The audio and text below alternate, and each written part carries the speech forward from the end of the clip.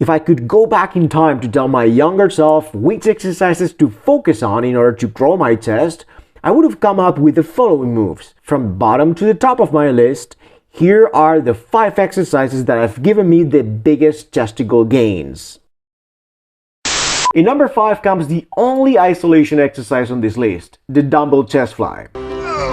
And I have to say, oh boy, I wish I had included this exercise right from the start of my lifting journey. Biomechanically speaking, some people bash this movement on the basis that it loses effectiveness towards the top of the range as the humerus approaches the perpendicular line to the floor.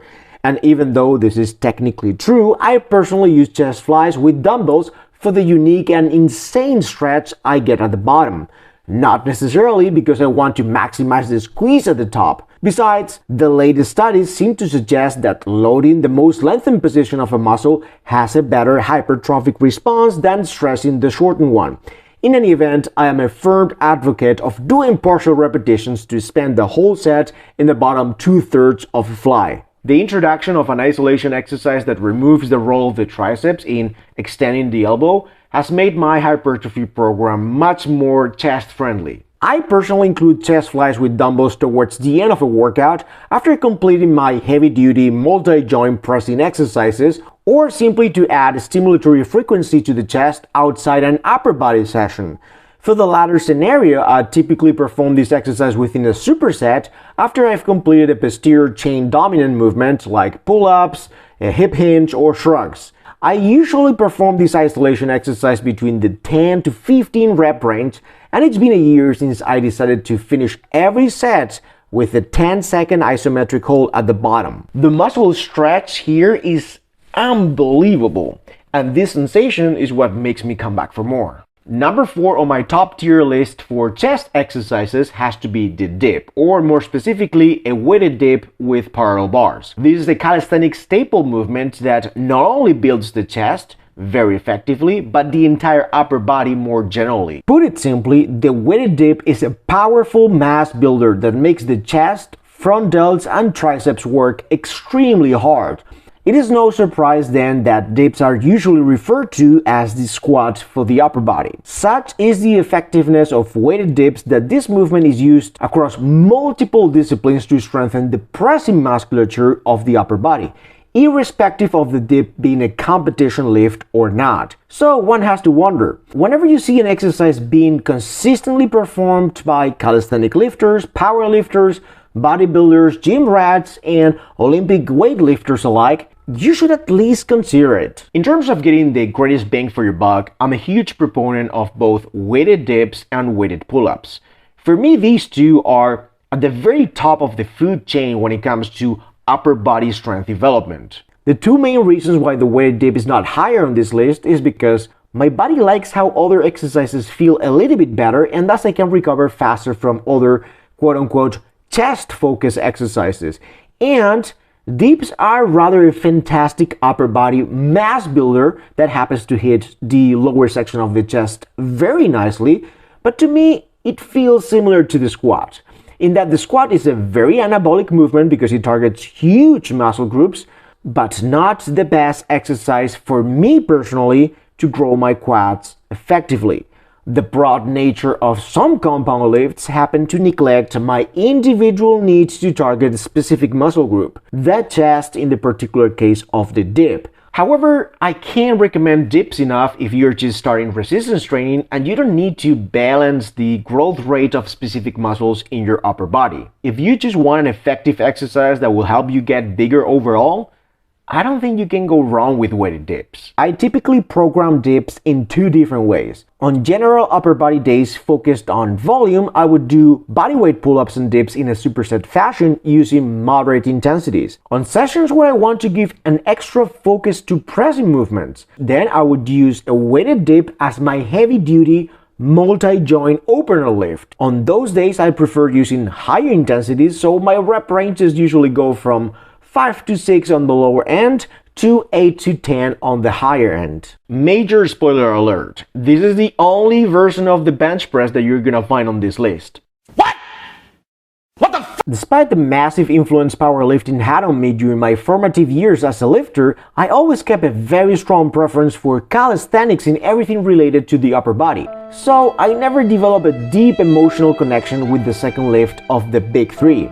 However, it needs to be said that over the years I've given the bench multiple chances to see whether I could overcome my lack of enthusiasm for a lift that everyone seems to love and praise all over the internet.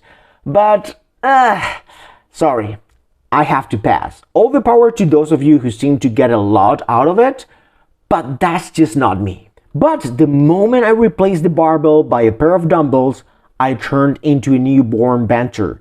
All of a sudden, my body felt in tune with pressing these awkwardly shaped objects away from me. It is very difficult to explain what the difference between the two implements feels like, but let's just say that I can't picture myself bench pressing with a barbell more than twice per week for a long period of time.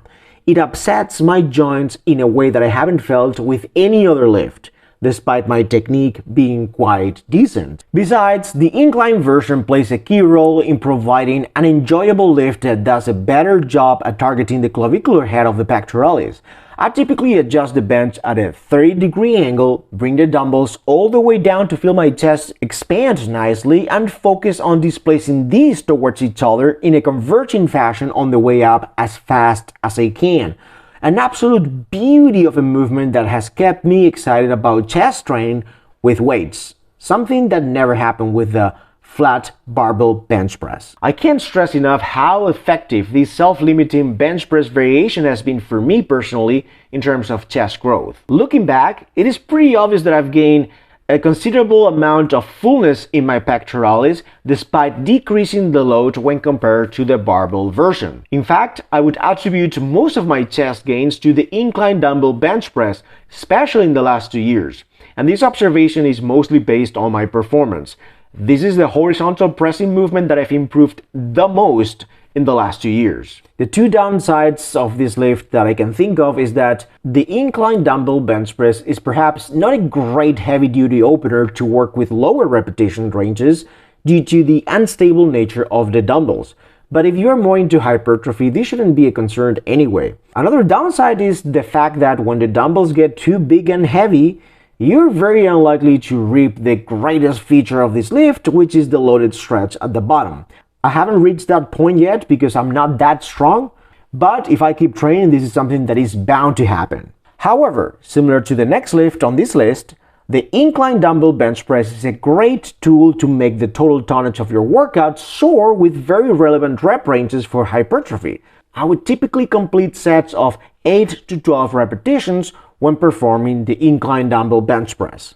Number 2 on this list is the weighted ring push-up. I mean, does training get any better than that? Well, apparently it does because this exercise only ranks second on this list. But to be honest with you, the weighted ring push-up and number 1 on this list are pretty neck to neck. One of the small goals of this channel is to cause a little renaissance for the push-up among lifters across the globe. Look, I'm not claiming that the push-up is superior to other popular compound lifts like the barbell flat bench press. I just want to remind fitness enthusiasts that there are alternatives to growing a bigger chest outside what the mainstream discourse constantly promotes. If you happen to have a body type that doesn't agree with the barbell bench press, you might find great solace in performing the weighted ring push-up. And for the skeptical ones out there, let me reassure you that this isn't the type of push-up you're gonna be able to do ridiculous amounts of reps with. The instability created by these two independent objects, aka the rings, combined with a couple of plates inside a backpack, could redefine your entire notion of a push-up being a beginner exercise, because this version right here is not. Aside from the fact that your arms are no longer fixed to a rigid, single-piece object like a barbell, ring push-ups with extra load are a much safer movement to fail on. Not that you should want to reach muscular failure with compound movements all the time, but you can afford to push the envelope an extra notch without the looming threat of a heavy object crushing your body. For me personally, the weighted ring push-up is a much more joint-friendly exercise than the barbell bench press, and that's why I include it in my training more often. In my humble opinion, the greatest feature of the weighted ring push-up is that it feels like I'm getting the best of two worlds, both from the isolation and the compounds. I am able to capitalize on the insane loaded stretch at the bottom, similar to what I described in the dumbbell flies, since I'm free to horizontally abduct my arms as much as I like. And on top of that, I get to overload the entire movement with a much heavier resistance while adding the converging motion as I come up. Similar to the incline dumbbell bench press, weighted ring push-ups are better suited for higher repetition work. Therefore, both these lifts are great tools to accumulate high quality, joint-friendly, and easily recoverable volume throughout the week if your goals lean towards hypertrophy. And when it comes to the weighted ring push-up, I personally enjoy the 6 to 12 rep range very much, and I'm planning on sticking to this range for many more years to come. Before moving on to the top of my list, I would like to remind the viewer that my top 5 chest exercises are a mere reflection of my own personal bias, preference, and experience. For these reasons, I think it would be somewhat disingenuous for me if I didn't acknowledge some respectable lifts that I've used myself personally to build my current physique. And to be frank, it kind of bothers me that I have to leave them out and won't be able to address them properly, because I feel like these could be of top tier value for many folks out there. The first one has got to be the flat barbell bench press, a lift that has effectively built juicy pectoralis muscles and added sheer mass to upper bodies since it became a mainstream exercise a few decades ago. Even though I don't like the classic bench as much as other horizontal presses, I still use it from time to time. But my heart isn't in it simply because I feel like my individual structure does not agree with the rigid position it forces my body into. However, if the barbell flat bench press feels amazing to you, you shouldn't listen to me and go for it. This lift could be hugely consequential in giving you a blocky, solid, and strong looking upper body and pecs. And the truth of the matter is that I still program this lift to some of my clients because I see the potential of it. And if you want to take it a step further and remove leg drive out of the picture completely so that you can place all the stress almost entirely on your pecs and upper body, the natural evolution of the barbell bench press would be a Larsen press. The second honorable mention has to be any chest press machine with a converging trajectory towards the middle. Equipment like this offers the lifter a smart way to reach failure safely or implement high-effort techniques that otherwise would be difficult to execute with free weights.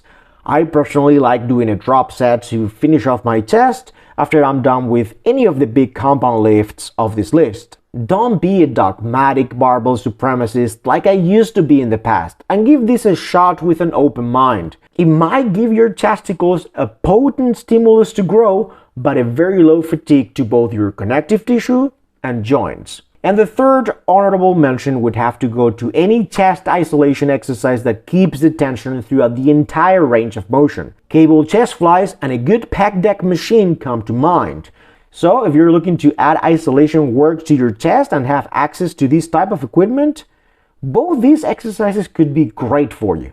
And finally, the weighted decline deficit wide push-up, or how I like to call it, the Bilbao push-up. This is the lift that allowed me to keep making chest gains during the lockdowns of 2020. And man, did I find a gem of a push-up variation here. Such is the satisfaction I got from this variation that once things got back to normal, I still kept training this movement at the gym. The material requirements are very low if you think about it. All you need is something to elevate your hands to create more room for your body to go down, aka the deficit. For that, you can get a decent set of push-up bars for $10 online, to be honest. Then you need an even higher surface for your feet to put your body in a slight decline position. And finally, a sturdy backpack you can stuff with weights. Et voila! Alright, so I'm on a mission to popularize this lift, and I'm gonna explain to you why. When I step outside of my own Western bubble, I think it's kind of egocentric to assume that most people in other countries have access to nice gyms like we do in the West. So that when the fitness community as a whole praises the bench press and preaches it to the masses, I cannot help but think that perhaps vast groups of the world population might not be able to relate to where we're staying because they don't have access to this type of equipment, or even worse, get discouraged altogether. So, for that reason alone, I believe that the Bilbao push-up is the most promising, most accessible, and easily created tool to eradicate flat chestness across the entire planet. If I could go back in time, I would have convinced my younger self to stop chasing high rep numbers of regular push-ups and focus on this harder variation instead. The deficit, the decline, and the extra load on your back are a powerful combination of ingredients to keep things challenging in the push-up department. Except for the total freedom of movement featured by the ring variation and the dumbbell bench press, the Bilbao push-up ticks all the right boxes and even corrects the biggest downside I see in the barbell bench press for someone like me. It allows me to overload a heavy horizontal press with a neutral grip, and this is a huge deal for me.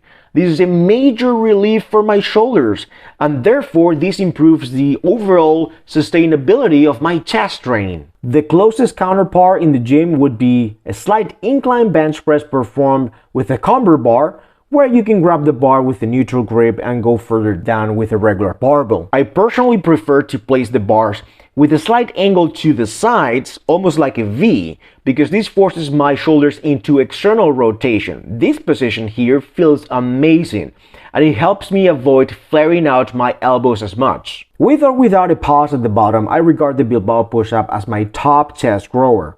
My level of conviction on this compound lift is so high that I even had to make a separate video on it. Here I discuss in depth why this push-up variation deserves a chance when programming for hypertrophy, regardless of whether you're a bodybuilder, a calisthenics enthusiast, or someone who wants to get stronger and bigger more generally. If you liked today's video, check out this other one. I think you're gonna like it. Please give me a thumbs up, subscribe to the channel, and don't forget to click on the bell to get notified every time a new video goes live.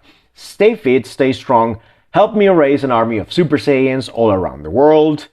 Peace.